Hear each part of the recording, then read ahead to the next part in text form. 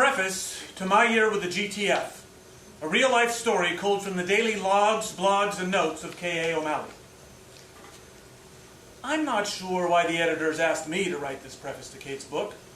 The cynical reader may say it's just to sell more books, while the more fair-minded among you may say it's because they wanted to be fair. And in spite of what you may have read or heard, Kate and I never did have a romantic relationship. Oh, I will make it clearer. We never had a sexual relationship. That's what I stated under oath in the IA investigation, in the first criminal trial, and in several polygraphs, which I passed with flying colors. No, in spite of what all the pundits and talking heads threw out there, it never got to that level. And I don't mean it never got down to that level, I mean it never got up to that level. Now, if this seems a bit cryptic, I guess you just couldn't understand our unique friendship. But before you skip the rest of this preface and go directly to Kate's writing, I should tell you a little bit about Kate's early life, because she didn't write about it herself. I mean, maybe she just never got around to that part of the book, since her writing of it ended so abruptly. But since I'm unable to ask her myself, I could only guess that it was just a choice that she made. She often made choices which were not in her own best interest. Catherine Ann O'Malley was born in South Boston, the middle child of 7, to working-class Irish Catholic parents. Katie Ann, as she was known by her family and closest friends, was a bit of a tomboy. She was a high school soccer star, and she excelled in writing. As a child, she always wanted to become a cop, just like her favorite Uncle Mickey. She went to Boston College on a sports scholarship and graduated with a dual degree in criminal justice and journalism. Later, she was hired by Sports Illustrated, where she wrote about women's soccer. Coincident with her journalistic success, Kate decided to forego her police dream. It may have been due to the loss of her dear Uncle Mickey to a bank robber's bullet, and/or to the recurring nightmares in which her own life ended in violent tragedy.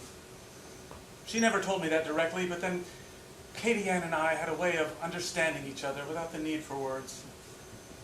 Kate also never really talked about the reason she left Sports Illustrated. It's been intimated there was something of a sexual harassment issue between her and the managing editor. Well, I find that quite easy to believe. I mean, she was such a tease. Well, suffice it to say, she moved out west here with her Mr. Ivy League boyfriend and got a job with the local paper as a crime reporter, which is how we met. That's it. There was nothing more. I mean, I was smart enough to not get involved in a relationship with some media mall.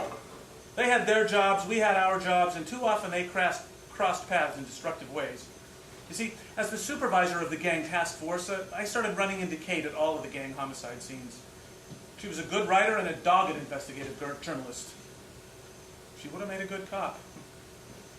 But, you see, because of our unique friendship and her unique Katie Ann-ness, well, I mean, I decided to grant her first request to be embedded with us for a year, for a book that she wanted to write about gangs and gang cops.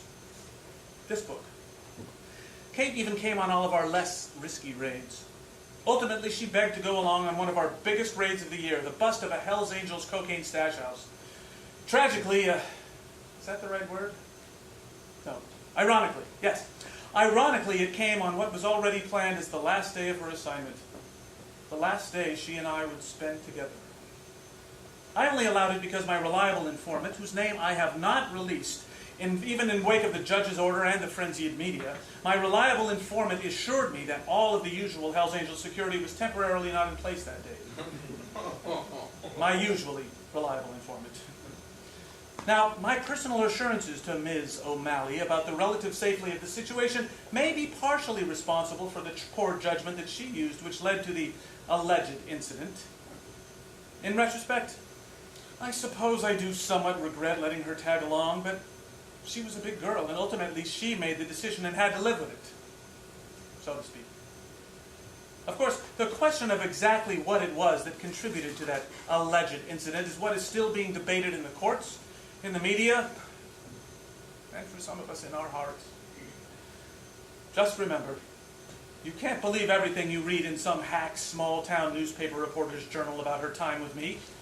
I mean, with us. I'm planning on writing my own book about the alleged incident, but my attorneys and the judge have talked me out of it.